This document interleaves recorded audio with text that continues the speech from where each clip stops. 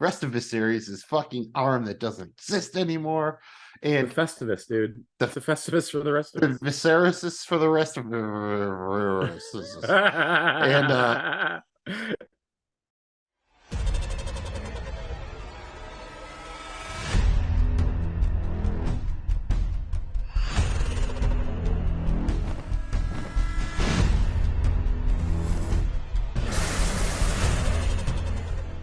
I drink and I know things. That's what I do. Welcome to Drunk on Dragons, where we discuss each episode of HBO's hit series House of the Dragon. I am your host, Jamie G, master of time jumps, and I'm here with Magnum Mills, and we're going to break down episode 6, The Princess and the Queen. Mills, this was a wild one. It was damn near Pilot 2.0. For that, I'm having a Woodford and ginger ale because, man, oh man, a lot to talk about with this one. yeah, I mean, I needed some of the strongest mountains you can get, and the strongest mountains are found out there in Colorado. They make the nice Coors Light, which is very cold, as you can tell by the very blue mountains. That is what Meg Mills, are drinking. And JBG, I know one thing: you need to be easy on the time jump thing. NBC just brought back Quantum Leap, and you, of all people, know how lawyers can be. Thanks for checking out Drunk on Dragons. You can find us wherever you get your pods, Spotify, Apple Podcasts, all the good ones, on social media, also at Drunk on Dragons. You can find our YouTube channel at JoeBlowFootballShow.com. If you could, make sure you follow, like, subscribe, all that good stuff. We really appreciate it, and it helps other people find the show. Yes, it does. And please note, Drunk on Dragons, we are a full spoiler show. All episodes of House of the Dragon, all episodes of Game of Thrones, they could come up in our discussions. We might occasionally mention a book spoiler, but we will do our very best to give you a heads up if that's about to go down. So consider yourselves warned. Yeah, as someone once said, and if you don't know, now you know. This is The Princess and the Queen, episode 6 of season 1 of House of the Dragon, originally aired Sunday, September 24th, 2022. This is directed by Miguel Sapochnik. This is the second episode of House of the Dragon that he has directed after the pilot episode. He will also be directing episode 7, the next episode up. Written by Sarah Hess. This is her first writing credit on House of the Dragon, and she is also the credited writer on episode 9. The short plot synopsis is 10 years later, Rhaenyra navigates Alicent's continued speculation about her children, while Daemon and Laena weigh an offer in Pentos. And before we take the plunge here, what are our initial thoughts on this episode, The Princess and the Queen?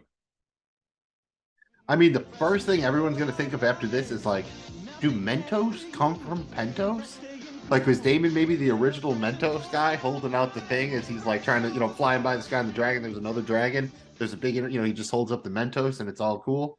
Pilot 2, right? The showrunners have talked about it. It's a big thing. This was basically a second pilot. There was a lot of work to do as far as introducing a bunch of new characters, the recasting of 4 other main characters. I mean, yes, man, this episode had a ton of work to do as far as introducing new characters, introducing recasted characters, advancing the storyline of characters 10 years.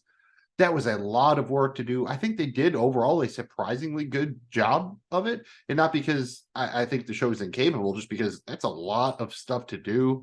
I think they really pulled it off, fairly impressively. If you look hard, you can kind of see the seams and where, the strain a little bit to get it done. But I thought they did it in a pretty artful way that moved the show forward. It had a good kind of Game of Thrones feel to it. I do think getting all the kids in one place definitely gave me some reminders of the pilot episode in Winterfell, especially the scene in the training yard. So overall, I enjoyed it, and I think they, nailed the landing on the time jump as well as they possibly could have. How about you, sir? Yeah, spot on for me. I mean, like you said, we've got a 10-year time jump, and we've got new, recasting of like major new characters. The interesting thing is every single one I kind of knew. And I like how they did it because one thing that this show has done a really good job of through 6 episodes is anytime there's a time jump, they've done this great job of not having to tell you it, but not having it be overly complex to where you can't figure out what the hell is going on. And I think they've been really successful at that. So I enjoyed kind of seeing this dysfunctional family with all these like deep problems that have just been festering for 20 years really start to show up here.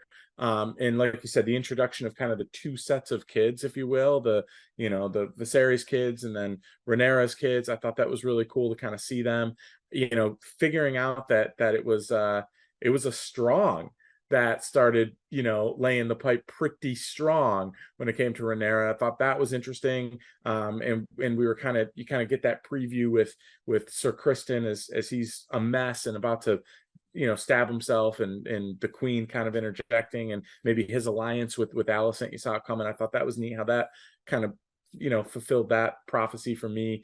I enjoyed it, but it just felt like halfway through the season, I don't know that I wanted kind of like all right, let's start again from the beginning here and reintroduce everything. So bold move. I'm hoping it pays off.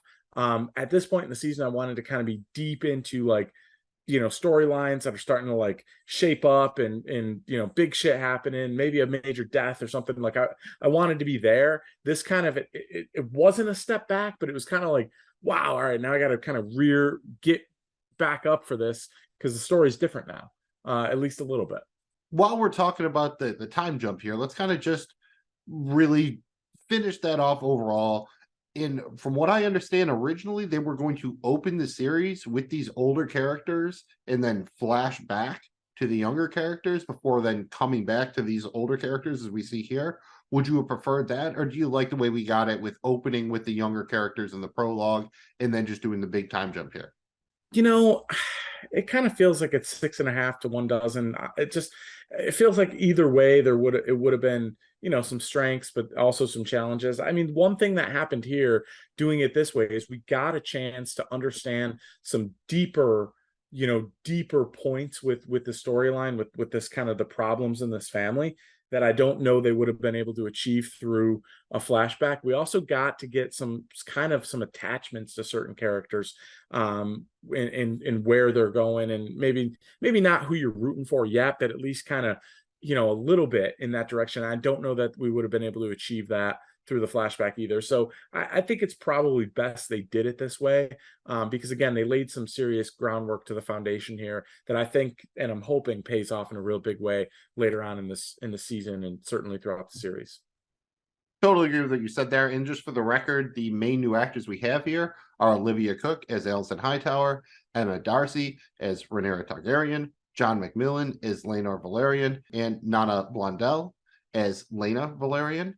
Just to kind of catch you up on anything that might have happened in the interim, we see, as you alluded to, that Rhaenyra wasted no time moving on from Criston Cole to Harwin Strong here. They call him Breakbones. That's a strong nickname right there. Breakbones. That's a pretty epic nickname. I would love to be called that. He's the commander of the City Watch. We last saw him in the previous episode. He was the dude who kind of took Rhaenyra over his shoulder and got her out of the Great Hall at the wedding.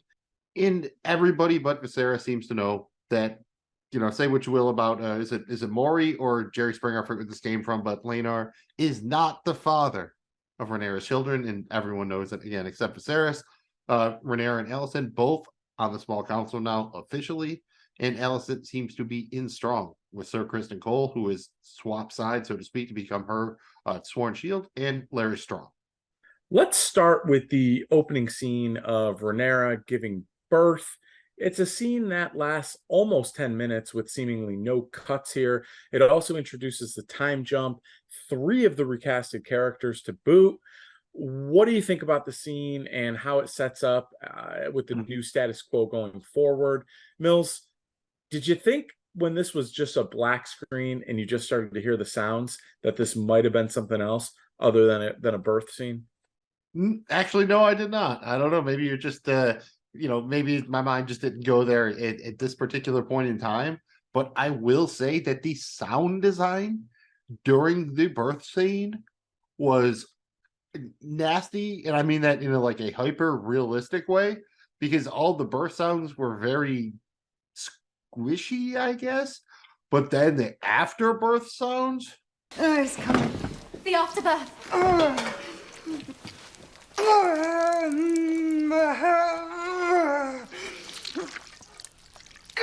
I think this was a hell of a technical opening, man. I know it wasn't really one shot.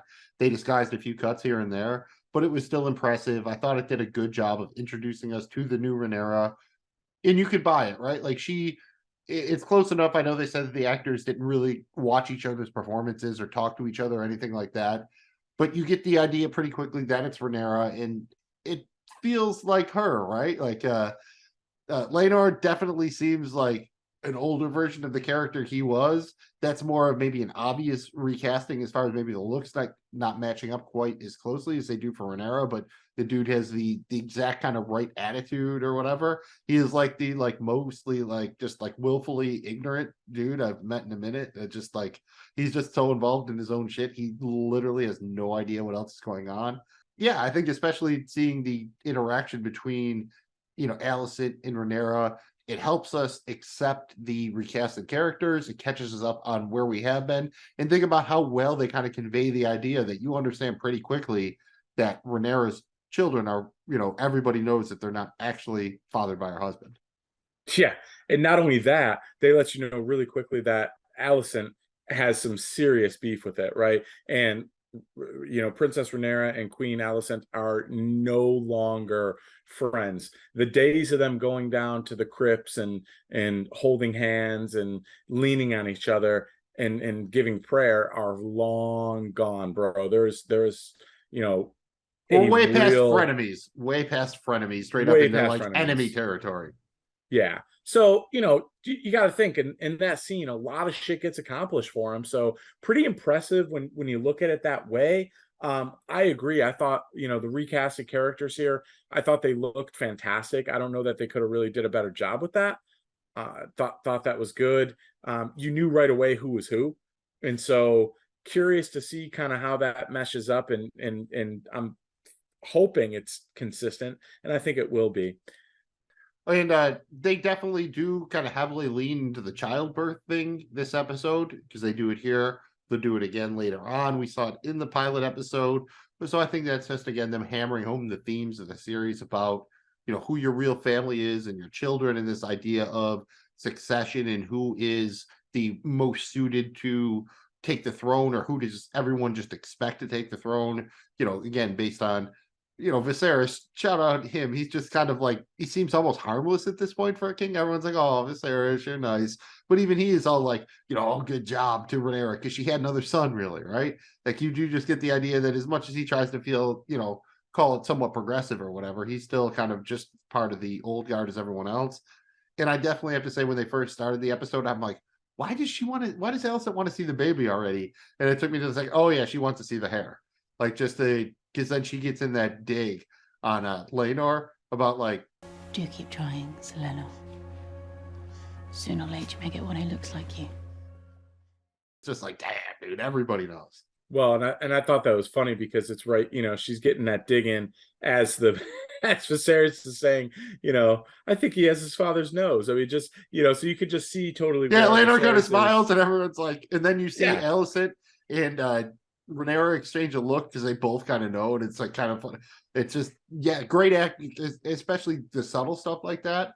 They're doing a very good job of that. It feels at times, while the episode maybe did lag or strain a bit, there are some peak Thrones feels in here. So I definitely enjoy these kind of smaller, quicker moments. Yeah, and listen, much like Trick Daddy, Game of Thrones loved the kids, especially in the early seasons. We had some pretty young cast members in the first 5 episodes, but it didn't feel like those early Thrones episodes with a bunch of new kids in the mix.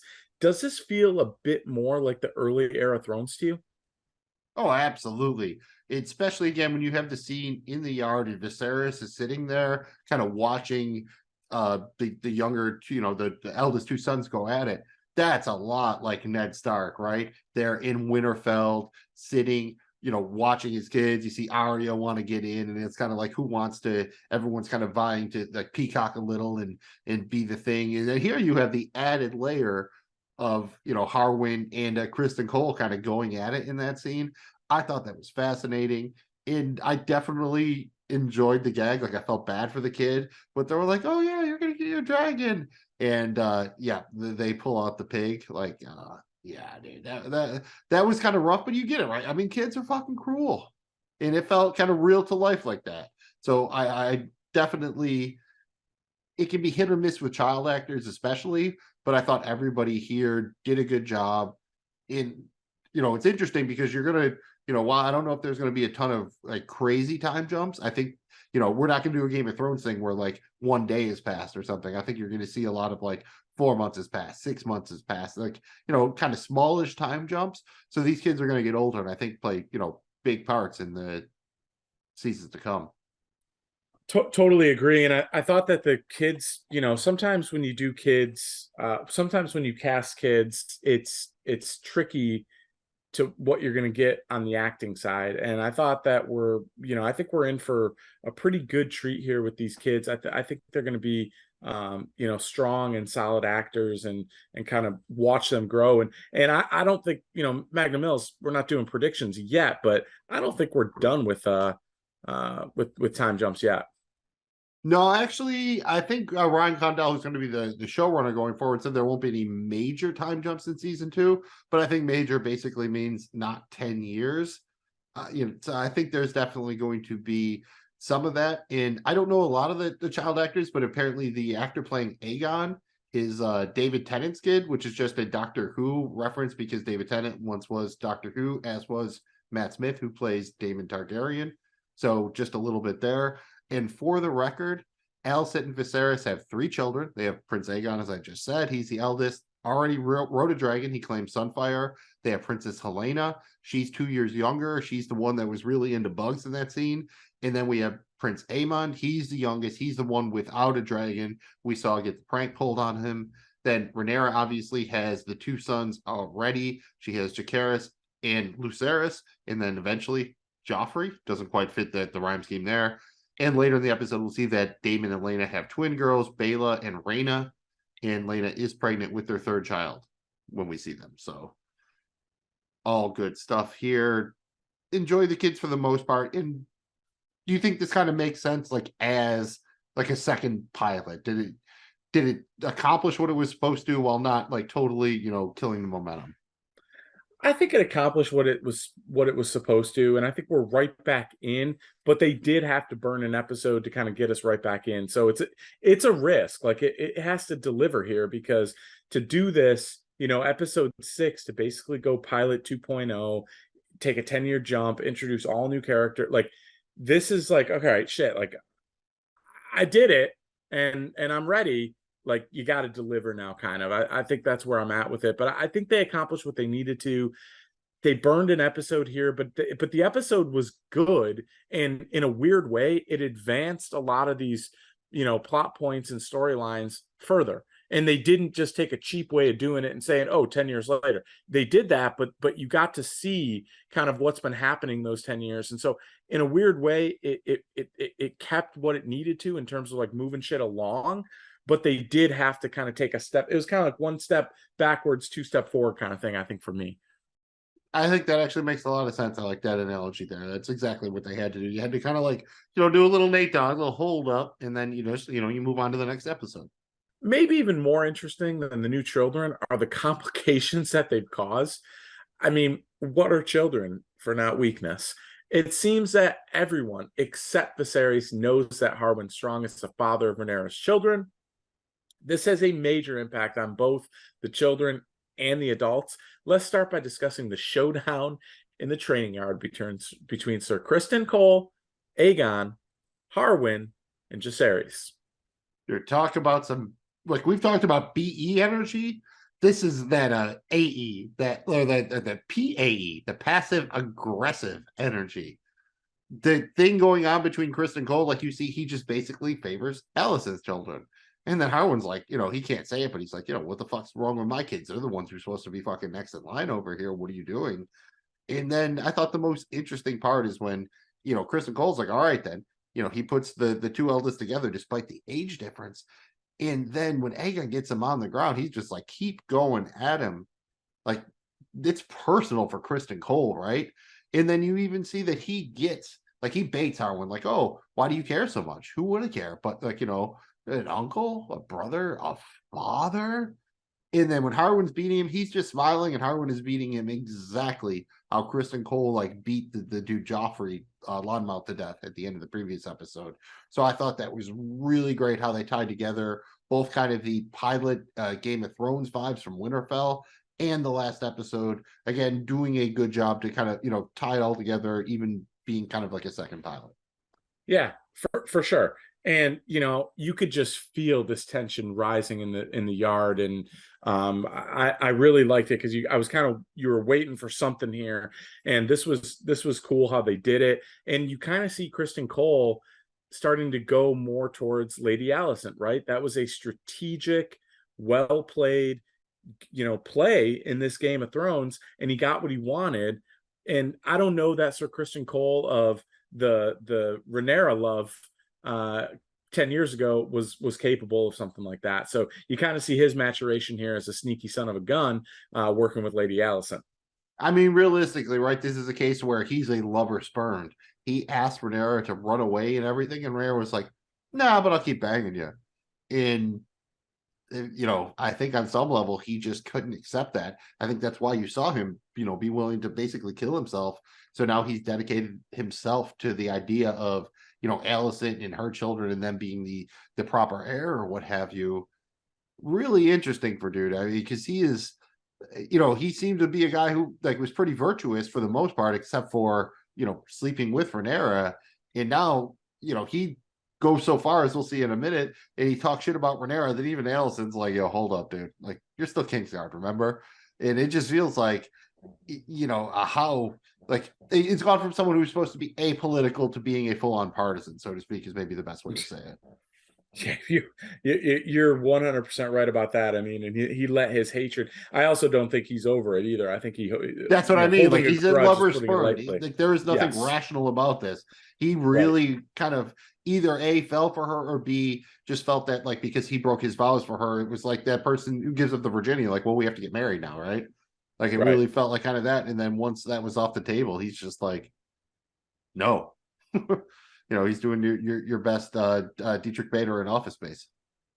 Mills, were the show creators here taking a bit off of were they watching too much Boys when they were planning this one? Because the Aegon, you know, masturbating out the window looking upon the city that he one day may rule was a lot like Homelander, was it not? Yeah, a lot of people have also compared it to a scene from Succession, which is also spot on that same concept. But this is the Tommen window, dude. As far as the internet has been able to determine, this is the window that Tommen just nope the fuck out of. In just the idea that kind of another young blonde, you know, king to be is, you know, just kind of like, you know, surveying his world and showing everyone what he's got in a very, very Rick and Morty style. And to talk about awkward, man, because there are like, that's the one thing when you have doors like that in the castle, like you got to figure like Alice had probably knocked, but that joint's like a foot thick, right? How can you hear? Maybe you need I don't think they have the big brass knockers on there. So, man, talk about embarrassing. Ooh wee. Yeah, she didn't seem to mind. You know, no, you feel like that wasn't the first time. Like, it's no, like it's like a thing that he does. Yeah, it seems like she's known it before. He did not finish, for the record. I think the interesting thing here is when Alicent starts kind of explaining everything, like Aegon's just like, okay, well then I'll just say I won't be king and it'll all be cool, right? So you get the idea that even though he's a dick, it's not quite maybe in that Joffrey way where he craves the power. He's just kind of just a natural dick. He's maybe not a power hungry dick. You know, I guess on the levels of dickishness, that's slightly better. Yeah, and you get the sense that he's still got some innocence in him. He's not in the game now, right? Like he is not playing the game.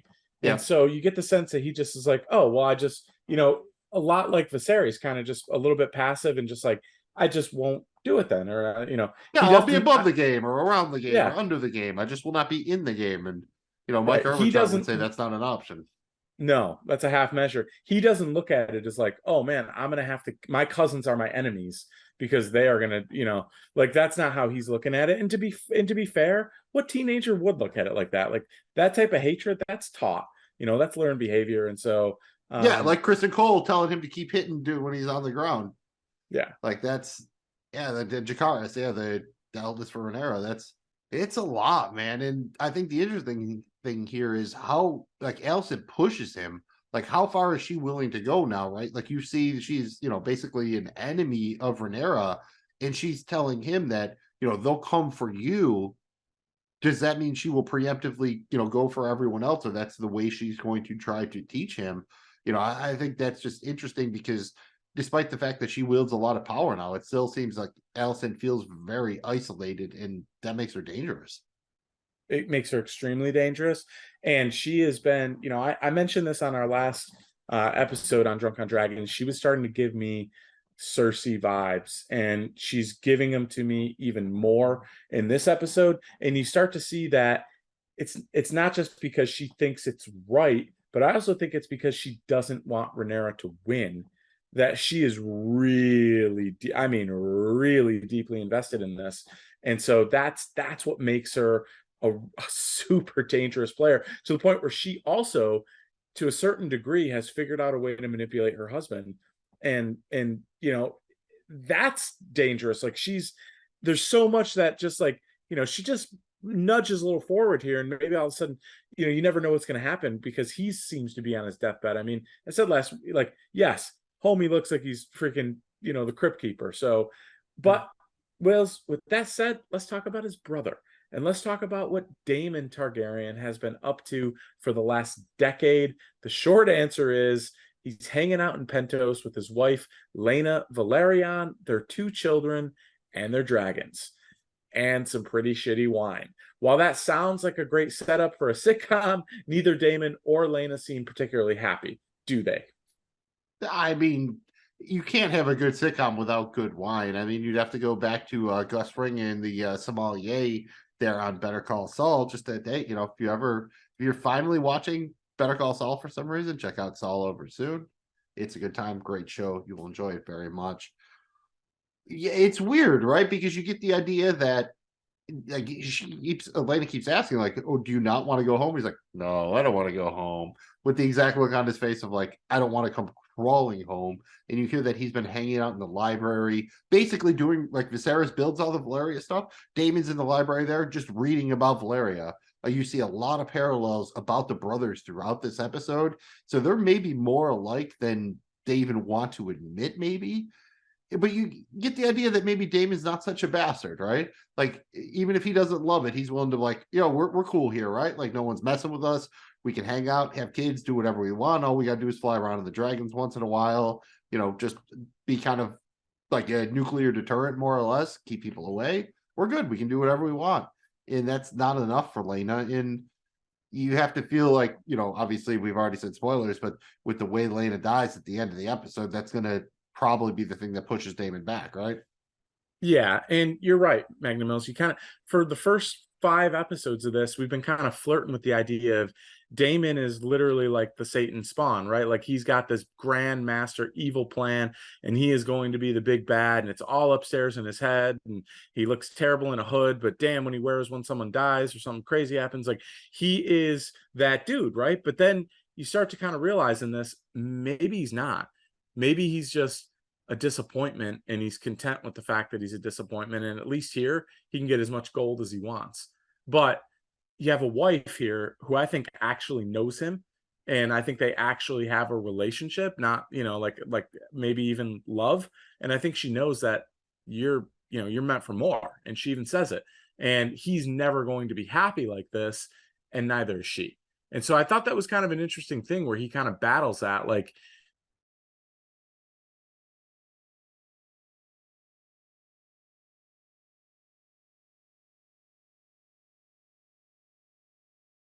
it's really interesting kind of what lines he's willing to cross, because we saw at the end of the previous episode, remember, he was basically going to go to Runestone and claim his right because his wife had died, so it should pass to him.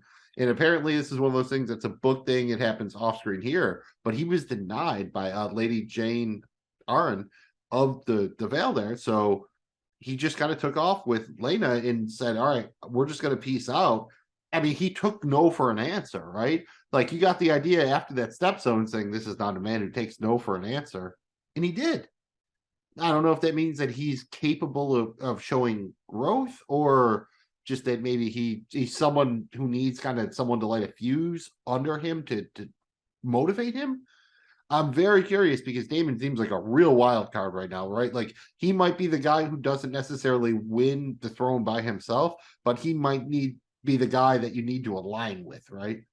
Like, he's the guy you need on your team to get there, but maybe he's not capable of doing it by himself. The other thing that was interesting here was the foreshadowing with Lena. She mentioned, when she wants to raise her kids where she grew up, where there's family, where where their birthright is, and that when she meets her end, ultimately she wants to, die a dragon rider's death. And so that was kind of an interesting little foreshadowing there. Obviously, we see that at the end. And Mills, well, just to mention that, like, she says it because she became a dragon rider, because she found Vagar. That's actually the biggest, oldest dragon in the world that she was talking about in a previous episode. That's one of those things that I'm kind of sad they had to yada yada over, because I think that would have been really interesting seeing her claim the dragon, and then probably added some depth to the, what we're going to talk about coming up here, the immolation scene. But just, for the record, she claimed Vagar in, oh, I can't say if someone else does or not from here on out, but that was a big deal, man. Biggest dragon in the land. Yeah, that is a big deal. And this show is not messing around when it comes to showing the dangers of childbirth. I mean, we've seen, just some straight up gore when it comes to childbirth in this show. And, Lena is just literally unable to give birth to her child. And it looks like Daemon is going to have to make the same decision that his brother Viserys had to make in the first episode of this show. But Lena takes matters into her own hands, Mills. And that's having that biggest dragon in the land that we just talked about just burn her. I mean, what do you think of her decision here? Where does that leave Daemon and their kids? And mind you, we saw that heart-to-heart scene with Lena and her daughter, where her daughter straight up said, "Father ignores me." And it's like, shit, man, that again, another foreshadowing thing there. We might have to come back to that in predictions, so stick around. I have a couple of ideas there. But to Damon's credit, he didn't make the snap call, right? Like, Viserys, when he was given the choice, he pretty much made the snap call, save the child. Daemon was like, all right, this is something I have to actually consider.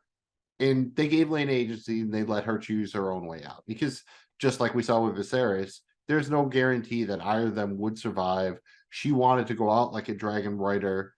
Maybe deep down her head, she thinks maybe the dragon will burn me away and leave the child safe or something like that, because I'm, a Targaryen, I'm a Valerian, I'm one of the chosen. It was very powerful, man. And like, I don't know a lot else to say, especially when you get the visual with the bones and everything. And it's like, you can make all the jokes if you want about doing like a Full House thing where with Daemon, or just because the idea of him raising daughters by himself seems like kind of funny, right? But it's not like, funny haha or whatever. I just really enjoy what Matt Smith is doing here, and I think this is going to be very interesting going forward, and also offers a lot of options, especially like, we'll see in a minute here how Rhaenyra tries to, kind of make the peace with a marriage pact.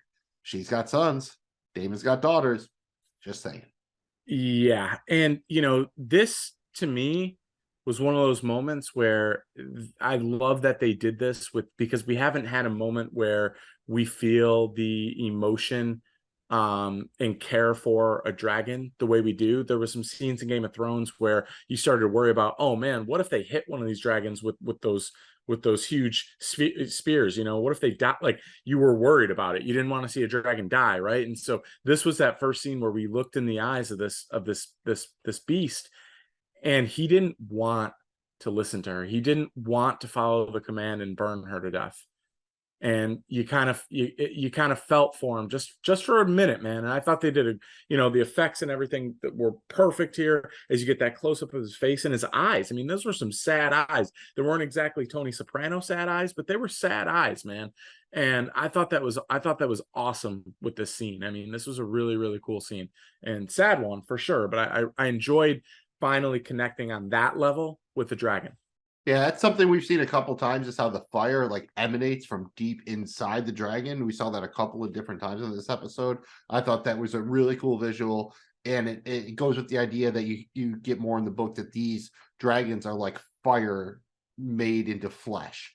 Like they are just like literally a ball of fire just contained by these scales and everything, and that's like their essence and what they are inside. And it's just a kind of a cool concept, and I do really enjoy the idea that they bond with only one rider at a time, and then when they bond, they won't listen to anybody else. And as a dog person, it's kind of like that, but with dragons and fire.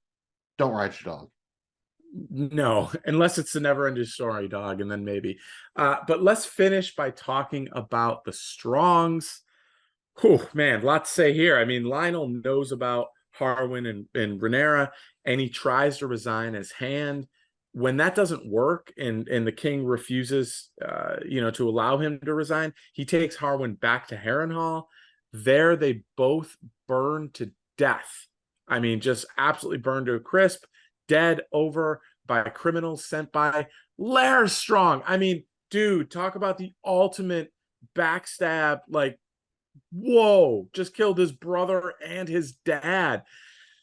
Whew. I mean, there's a lot to cover here. Let's start with the actions of Lionel Strong. Did you agree with him? Did you think that was the right move for him, or should he have just, tried to be a hand that is compromised? He did all he could. I think he tried to, again, man's got to have a code. He tried to keep to his code and resign, but he wouldn't tell Viserys why. But he alluded to Harwin why in the conversation with Rhaenyra, when he was like, yeah, they could like kill y'all. So if he confessed, not only would he be maybe putting his son and his grandsons to the death, he would be asking Viserys to kill his named heir, or to at least bring justice, which would minimum probably be exile, if not death. And keep in mind, no one in the realm wants Rhaenyra anyways, for the most part. This would just add fuel to the fire. And Lionel Strong, he's trying to balance doing the right thing with also what is good for the realm. And in this case, telling Viserys this is probably not good for the realm. So in this case, I think the personal politics align a little bit with the overall worry for the health of the realm. And you kind of hear in the conversation they had where, Harwin is kind of like, well, I wish you would turn a willfully blind eye to me like Viserys does for Rhaenyra. And I think this is his version of that. That's as close as he can come to be like, I know you did bad. I don't want to like turn you in, but on the other hand, like this is not cool and not good for the realm. So ultimately, Lionel Strong, I think he was, as good of a dude as he seemed to be, basically. Like, I think he was too good to be true, and unfortunately, that's why he doesn't make it. Yeah. And, one Strong was not a good man, and we'll get to him in a minute, but let's talk about Harwin here a little bit. I mean, there was kind of that emotional scene when he's leaving and he's saying goodbye to Rhaenyra, and you see, I think it's Jace, the middle son, come out and kind of look at him as he's going, and then basically ask Rhaenyra and say, hey, is Harwin Strong my father? And I thought that was kind of interesting. It's like, damn, we've already kind of gotten there where they're starting to be like, maybe they're believing the rumors.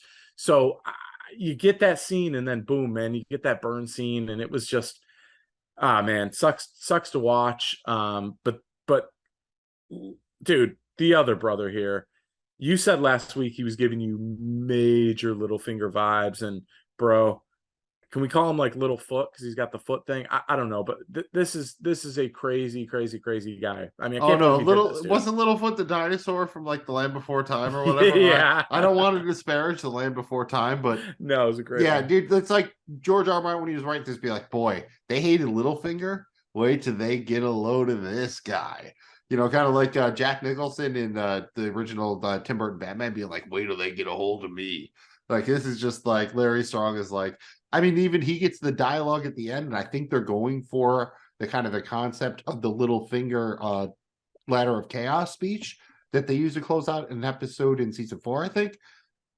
I think that was even the climb or the wall or whatever. Like, you see it with Jon Snow and he's talking to Varys, and yeah, I thought it was good. It didn't quite reach that level. Maybe they overreached, but this dude is definitely a schemer, right? Like Yeah, the and schemer. really dangerous, because if you're willing to kill your own father and your own brother and do it necessarily on a hunch because you want to pull the queen into something that she's not ready to get pulled into, that's balls, my dude. I mean, that is balls. And I to just mean, be maybe that's why plucking a he has to use feather, that like, cane to walk around. Maybe, one of them is just so big that he just has, it just imbalances him. Yeah, dude, yeah, he's a scary dude. Of all the scary people on this show, he might be the scariest, because what is his ambition? I mean, it's got to be pretty high, right? Because he just became the head of his house, the Lord of Harrenhal, and I'm assuming some sort of spot on the small council. I don't know if he'll be Hand or maybe he's Master of Whispers, maybe the first Master of Whispers in Shadow of the Brutality. Like, they showed the thing when he cut the dude's tongue off, they showed it. Like, they cauterized it so there wasn't a lot of blood, which almost made it worse because it seemed so real. In like, yeah, dude, try out the whole sound design, like whatever else, y'all should be up in there for the Emmy nod this year, because the sound design on this fucking season of television has been incredible. yeah.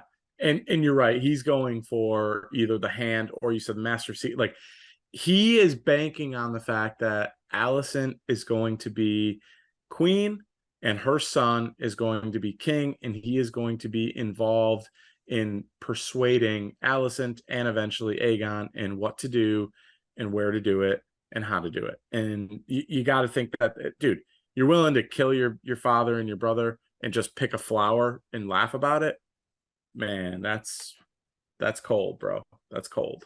Yeah, I guess maybe, call him a Littlefinger crossed with Ramsay's Bolton. Like, that's, Oh, but yeah. that's what he feels like, right? He's not only, skeeving and conniving like Littlefinger, but also kind of sadistic. Yes, he seems Littlefinger was a very little more sadistic. maybe masochistic or whatever. Like, he had certain tendencies, but not like this. Like, you get the idea that Larry Strong like takes pleasure in inflicting pain in a way that even Littlefinger didn't. That about covers the major players here. Anything else we should cover here, Mills, before this episode, before we move on? Not much. I think it was technically impressive, everything they pulled off as far as the way the episode looked and sounded, the big time jump, the recasting. Again, it was basically like a second pilot, high degree of difficulty. I think they cleared it. I don't think this will be, if this show runs 3-4 seasons, finishes well, I don't think this will be viewed as a top 10 episode as far as, go back and rewatch it, but I think it will be viewed as a very important episode about how they kind of transition the show from its first phase to, like they put it in the cocoon, and then like now the show becomes a butterfly. Like, maybe this is the show, going from the caterpillar to the cocoon to the butterfly. Now we have to ask the most important question. Was there enough drinking and dragons in this episode titled The Princess and the Queen? There was drinking, but it was, drinking bad wine, and it was almost a funny kind of comedy.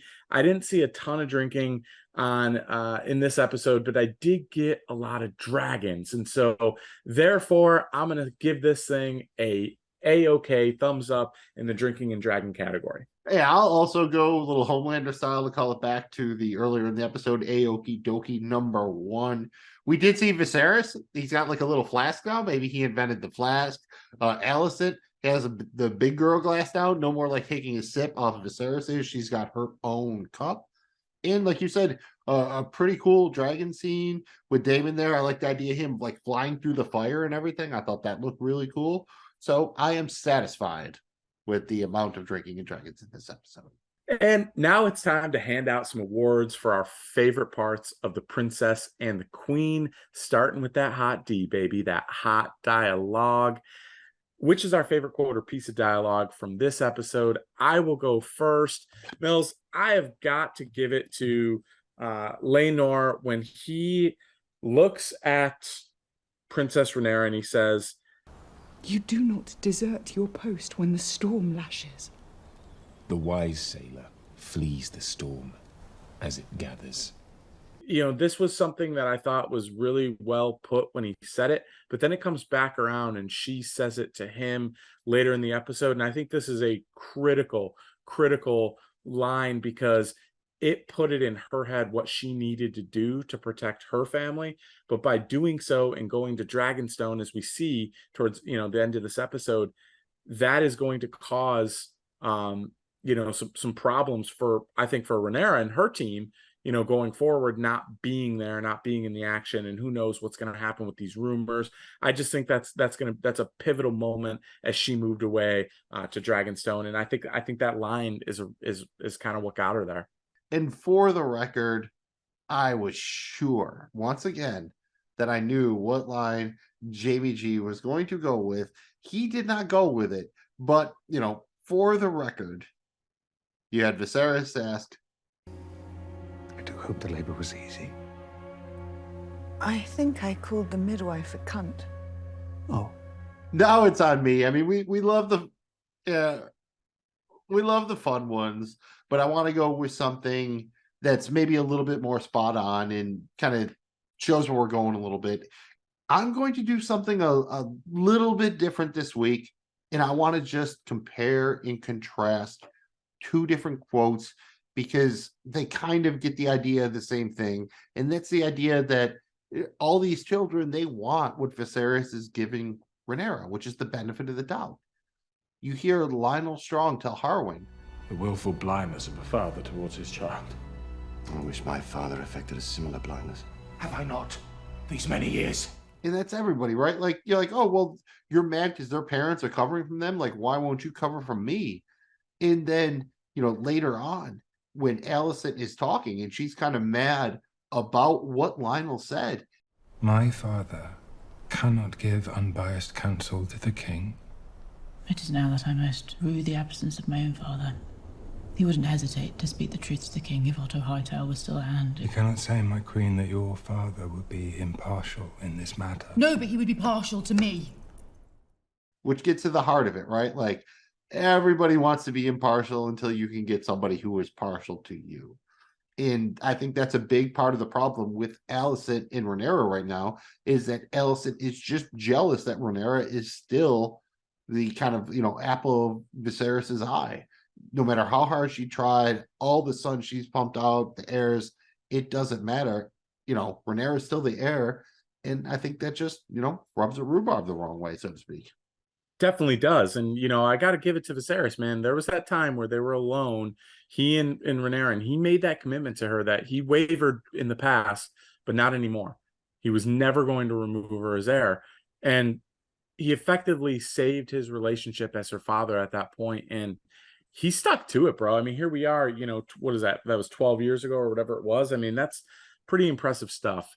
That brings us to Hot Fire of the Week, sponsored by the one and only Dylan. This is our favorite moment or scene from this episode, The Princess and the Queen. Mills, you're up first here. Dylan. Man, there were a couple here because for a hot minute, I wanted to go with just the idea of Viserys not wanting to get tucked in because he's missing an arm and he's old, and Alicent basically forcing him to tuck in the blanket. But I'm going to go with that scene between Lionel Strong and Harwin Strong where Rhaenyra is overhearing it, because I think that's finally the moment where it hit home for her. Other people know. You get the idea that she thought she was kind of clever and, oh, these are just rumors or whatever. And she's like, oh, shit, the hand knows. This is, for real. I have made a huge mistake. And the idea that the moment of realization hits here, plus the way they framed it, you can actually even see it behind me, kind of with the bars, and you get the idea that these people are kind of separated, and even if they all might be pushing the same way, it's probably not going to end well for them, which we see it work out that way at the end of the episode. I thought this was a powerful episode, both for the exchange between the father and son, and the way you can contrast it with the other parental relationships, and the fact that overhearing it is what it took for Rhaenyra to realize, yeah, I might have made a mistake. I really wanted to give it to the scene with the flying dragons with Damon and Lana. I thought that was awesome, dude. I mean, so the colors on, now it helps that your boy Jamie G's got a brand new super dope TV, okay? So I got all these pixels, but dude, the colors on the dragons were absolutely outstanding. We talked about it earlier. Damon riding through the flame and what that symbolizes. I thought that was super cool. I love that scene. And just how in the size of these dragons, how enamored the people of Penos were. I just thought that was really cool, but I'm not going to go there. I'm going to go with another dragon scene though, and that is Lady Lana's death. Okay, this scene to me, as she realized that she was not going to live, and there's no guarantee that her baby is going to live, and it was try to save the baby and die, and the baby still might be dead. Either way, she's dead. She knew she had to go out her way, and that was the death of a dragon rider. But what this scene did was, and I touched on it earlier, it gave you an emotional connection to the dragon for the first time you felt for one of the dragons, in a way that we haven't yet. And this show finally did it. We got some of that with Game of Thrones with Daenerys and her dragons. We haven't gotten it yet with this one.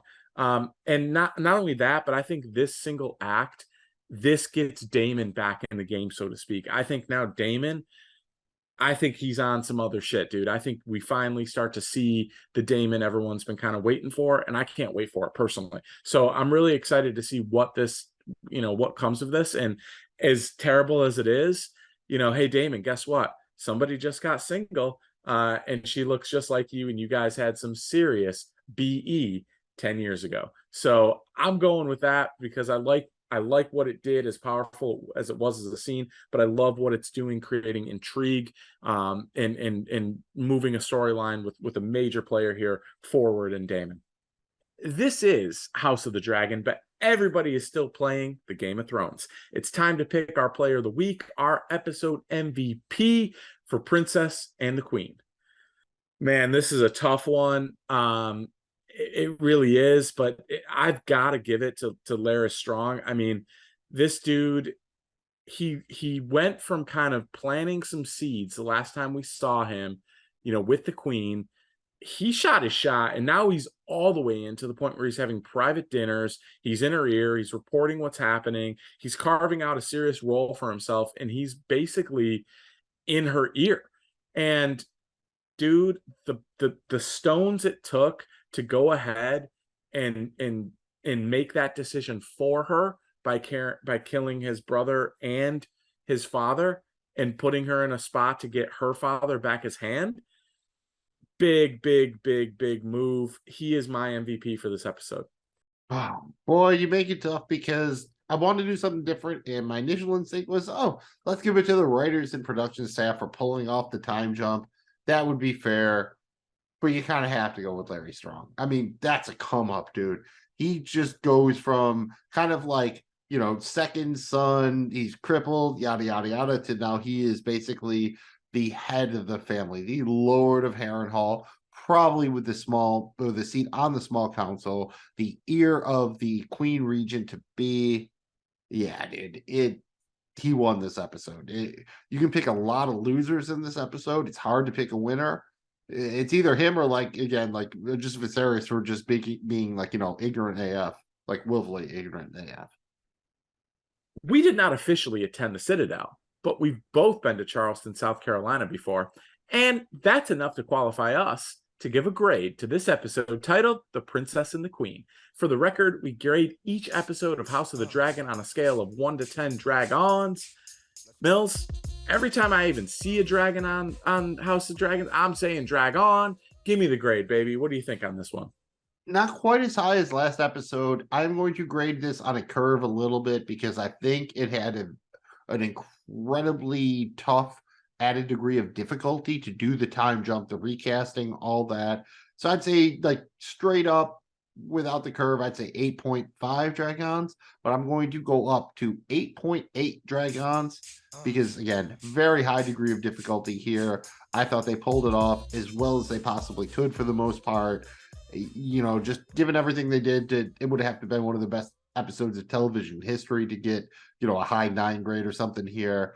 I thought it was very admirable, completely serviceable, and enjoyed it for an episode that could have just really felt like the ultimate kind of chess piece moving episode. 8.8 Dragons. Jamie G. I'm right there with you. I'm going to be a smidge under, and I'm going to say 8.6. And I think the reason why for me is I thought this episode was great, and just the respect I have for the fact that they were able to accomplish what they accomplished in this episode with recasting 4 major characters, a 10-year jump, somehow keeping the plot points intact and finding a way to escalate them out of that. Thought it was really good, but 6 episodes in, and I'm ready for something here. So it's a little bit of a risk. I think it's going to pay off, but it's got to. I'm right there on 8.6 with this one, Mills. It sounds like we both enjoyed this episode quite a bit. And one of the things we enjoy most about House of the Dragon, that we enjoyed most about Game of Thrones, is crafting theories, speculating, predicting, all that stuff. So I want you to note here that we've both watched the sneak peek, the Next Time On trailer. It's like that little 1-minute joint that played at the end of the episode on HBO, HBO Max, or you could just go to it on the YouTubes. Either way, we're going to be talking about that. If you do not want to be spoiled at all by that discussion, check out now. We will see you next week. Thank you for checking out Drunk on Dragons. Otherwise, let's get down on it. Dude, right away, we see Viserys in the trailer for next week. But does he make it any further? Is episode 7 the last episode for Viserys? I mean, what's next? They're going to amputate a leg. I mean, this dude is missing an arm. He's so bad. I think this is it. I think we're finally going to get the Viserys death. And I do not think it's going to be a natural causes, my dude. I am going to say right here, right now, on Drunk on Dragons, I think it's Alicent. I think it's Queen Alicent. I think she puts the pillow to the face. She does something here to end him. And I think she accepts the fact that he's going to die. She just made it on her time schedule because she needed it to be on that time schedule. Oh, that's wild. I love that. I will also go with Viserys does not make it out of the next episode alive, but I'll go with the slow burn and say that it appears that he died of natural causes, but like somebody looks into it and he may not have died of natural causes. So I'll, split the baby a little bit there. But either way, shout out Patty Considine. We haven't talked about you a lot, but you're doing phenomenal work. And it's not just because you have a wig and a makeup look that makes you look like the Crypt Keeper. We're really enjoying your performance. We don't want you to be gone, but you're probably not too long for this world, brother. Once you lose an arm, it doesn't really grow back. Your days are numbered. But yes, you're right. He has been absolutely phenomenal, and we will certainly miss him. I hope that they replace him, with the way they should. The end of this episode, Mills, we saw him kind of focusing on his rings. What do you got on that, man? What's your beat on this? I just thought I saw like Rainey's, like I thought I saw like a quick moment where she drops a couple of rings, and I was kind of maybe assuming that those were the rings. We see Viserys like kind of like kiss them on his one hand he still has. I mean, maybe that's why he really needed Lionel Strong, right? I mean, that's his second hand now. It's not his third hand. You need at least 2. And let's maybe assume that's the case, in that they're all brought together because Daemon brings Lenora back to Driftmark for her funeral. We kind of see a Driftmark funeral in the trailer. I'm assuming that Daemon has to be there, right? So what does he do after that? My guess, I'm going to say it right now.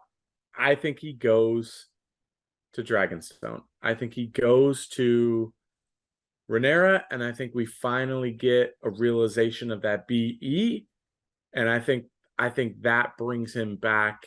But I think he's going to double cross her in the end. Ooh, interesting. See, I think he might have given up on the BE a little bit here. Maybe it's kind of diminished over 10 years.